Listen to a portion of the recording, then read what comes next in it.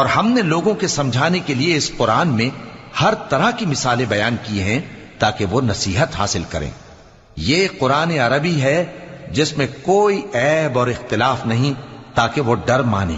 اللہ ایک مثال بیان کرتا ہے کہ ایک شخص ہے جس میں کئی آدمی شریک ہیں مختلف مزاج کے، اور ایک آدمی پورے کا پورا ایک شخص کا غلام ہے۔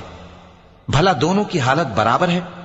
نہیں، الحمدللہ، مگر یہ اکثر لوگ نہیں جانتے۔ اے پیغمبر، تم بھی مرنے والے ہو اور یہ بھی مرنے والے ہیں، پھر تم سب قیامت کے دن اپنے پروردگار کے سامنے جھگڑو گے۔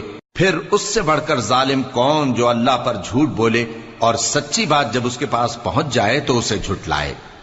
کیا جہنم میں کافروں کا ٹھکانہ نہیں ہے؟ اور جو شخص سچی بات لے کر آیا اور جس نے اس کی تصدیق کی، وہی لوگ متقی ہیں۔ وہ جو چاہیں گے ان کے لیے ان کے پروردگار کے پاس موجود ہے۔ نیک